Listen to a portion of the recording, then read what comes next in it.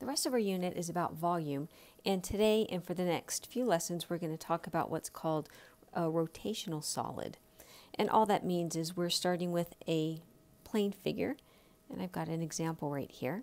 And what we're going to do is take it and we're going to spin it around an axis, in this case the x-axis, and it's going to form a three-dimensional figure as you see in the next picture.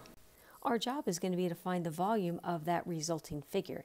In this case, it's a cone because my original figure that I started with was a triangle, and when you rotate that triangle, you end up with a cone. If I wanted to find its volume, I would just turn to my geometry and pull out that volume formula for a cone and be able to find its volume that way. Most of the time, you're going to end up with solids here that don't have formulas that apply to them. So we're going to use calculus in order to find that volume. What's important to note with any of these rotational solids is if I do a cross-section perpendicular to the x-axis, so if I do a slice perpendicular to the x-axis, and it doesn't matter where that slice occurs, the cross-section will be a circle. And that's important to us because to find volume using calculus, we're going to integrate that cross-sectional area. And this idea about integrating cross-sectional area to find volume is an overriding theme that is going to show up in all of our volume questions. Since our cross-sections are circles, I'm going to integrate my cross-sectional area, and I'm going to use the area formula for a circle, so that brings us here. So you notice all I did was I replaced a of x, which stands for the area, with pi r squared. And notice depending on where I do that cross-section, the radius of that circle is constantly changing. But that radius is always given by this function. So if I look at the circle at the very end, the radius, notice one end of it is on the x-axis, the other end is on that graph. If I go a little further in, one end is on the x-axis, the other end is on that function. And my radius is a little smaller, but it is following along this function right here. So what I'm going to substitute in for my r is just what my function is. So this is my formula to find the volume, and all it really says is pi r squared, which is just integrating that cross-sectional area. To find your limits of integration, just go back to your original figure and look at the x interval. So I would just take the beginning of that original figure as a, and then the end of it is b, and that gives me my limits. Let's go ahead and take a look at one. So in this first example, I've got this region R. Here is my region R. It's defined by y equals x squared, x equals 2, and y equals 0. I have it shaded here. I'm going to take this and I'm going to rotate it about the x-axis. So it is going to spin around the x-axis. I'm going to do a sketch of this three-dimensional figure. Nobody's going to grade your drawings, but it does give you an idea of what's going on. If you're going to sketch this, a good first step is just to take our original region R and reflect it across my axis of rotation, which is this x-axis. So all I did was I took my original region and I just did a reflection across the x-axis. And it is exactly what we did in geometry when we did all that time doing reflections. To give it a three-dimensional look, I'm going to throw some circles in here. And what I'm doing with this is I'm drawing out the path of the point. So this point right here, as it rotates around, it circles around the front. It hits a low point here, and then here it is circling around the back. And I did that with another representative point right here. So here it is circling around the front. As this region rotates around the x-axis, it bottoms out right here and then rolls around back to its original starting point. And you can see all the different cross-sectional circles that are formed in this rotation. Also notice that the radius for each one of them is different. At the very end here, I have a big radius, and then here it gets smaller. And as I work toward the y-axis, they keep getting smaller and smaller. But what they all have in common is one of the endpoints lies on this curve. So that radius is actually given by my function x squared. When I see circular cross sections, this is my general format because I'm just going to integrate pi r squared, the area of the circle. As I look here at my region R, It extends from x equals 0 to x equals 2. That tells me my a and my b. The radius of each one of these circles is given by my function x squared. So in for the r, I'm going to put x squared. And now I just have to evaluate this. I can go ahead and simplify this before I do any integration. So that's going to be x to the 4th. Finishing out that integration, I find my antiderivative. Limits move to the end. Plug in my upper minus plug in my lower, and I get my area is 32 pi over 5, and it's perfectly fine to leave it in terms of pi like that. If you were given a problem like this on a calculator part, what you would need to show is your integral, and then you could just jump to a decimal answer, making sure you go 3 places out. Let's go ahead and take a look at another one.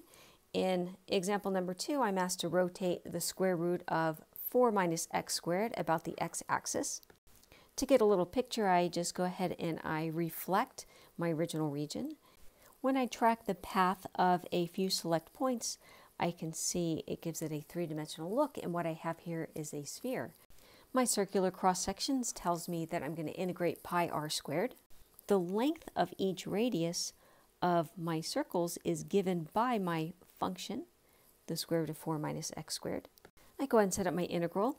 The limits of my original region extend from -2 to 2, so that's the limits on my integral. And then it's just pi r squared, and my radius is given by that function. I can simplify this a little bit before I put it in my calculator. The squaring and the square rooting are just going to cancel out. This integral would be easy enough to do by hand, but I just went ahead and popped it in my calculator and got 33.510. So this is actually just a sphere that I'm finding the volume of, and if I asked somebody in geometry to find the volume of the sphere, they would pull out a volume formula. And you see over here, when I use the volume of a sphere formula, I end up with the same answer that I did when I did it the calculus way. So the question becomes, why would you ever want to do this integral stuff when you can just do this? And the answer is you probably wouldn't. If you've got a geometric shape and you've got a volume formula at your disposal, then go ahead and use it. But most of the time you're going to be dealing in a world where you're not going to have a volume formula to find the volume. So this gives us a way to find the volume for any shape. We're not dependent upon there being a formula for us. In these last few problems, we're going to move the axis of rotation away from the x-axis and place it at a different horizontal line. If I take that triangular region and I move it down 2 units, so now my axis of rotation is here at y equals -2, you can see I still end up with that same cone. And you can see I'm still going to end up with circular cross section, so I'm still going to be integrating pi r squared.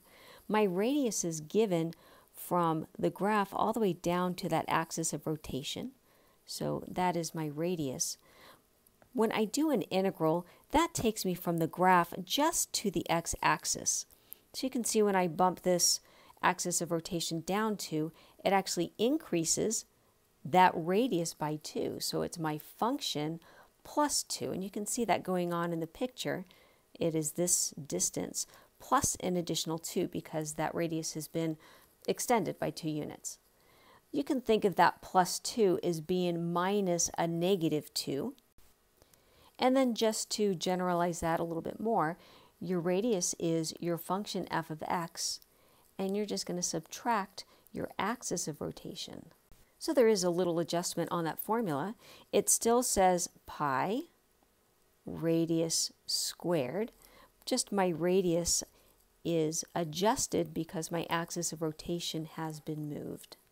In our next example, we've got our region R that's defined by x squared plus 2, y equals 2, x equals 0, and x equals 4. My axis of rotation is this y equals 2. To get a visual, I'm going to take my region R, I'm going to reflect it across my red line. My figure looks something like this.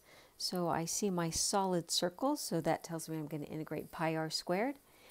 My region R begins at 0 and goes to 4, so my limits are 0 to 4. And I'm going to integrate pi r squared. I just have to figure out what that radius is. So let's take a look at this picture. The radius goes from the function down to that axis of rotation, which is this blue line right here. Notice that it stops just a little bit short of the x-axis, and that little bit is that 2 units because I'm up 2 units from the x-axis. So my radius of these circles, no matter which circle I look at, is going to be my f of x, which is that full value, but I have to take away, I have to subtract out the 2. And what I just wrote here follows this little formula I had up here, which is my f of x minus my axis of rotation. To simplify this, it looks like my plus 2 minus 2 just zeroes out. That simplifies my integrand to x to the 4th. I just pop that in my calculator and I end up with 643.398. Let's go ahead and take a look at one more. This time I have region S, which is defined by e to the x minus 1 and y equals 4. On this question, I'm going to have to work a little bit to find my limits. I can see my lower limit is a 0. My upper limit is the intersection of f of x and y equals 4. Similar to what we did in the previous section, I'm going to set those two equal to each other. I get my x value of the intersection, 1.609, and I'm storing it into a value I'm calling a, and now my limits are going to go from 0 to a. Again, my solid circles here tell me I'm going to integrate pi r squared. I just got to figure out what I'm going to put here for my radius. Here's a sample radius drawn. I just need to figure out what its length is. I can look at this picture and I can see that this entire length right here is going to be 4. And if I subtract out what that function value is giving me, so I'm going to take the 4 minus the function value, what's left is going to be my radius. And evaluating that gives me 38.440, and that's my volume of the solid. Notice that the approach that I took here is somewhat backwards from what we had said as this general formula up here. Up here we said we're going to take f of x minus our axis of rotation. And down here I did my axis of rotation minus f of x. But the truth is, because we're squaring this at the end, it doesn't really matter the order in which we put these two terms. So if you want to use this formula as it's written up here, that would be perfectly fine. So as you're doing these problems, just keep in mind to find volume, you're going to integrate cross-sectional area.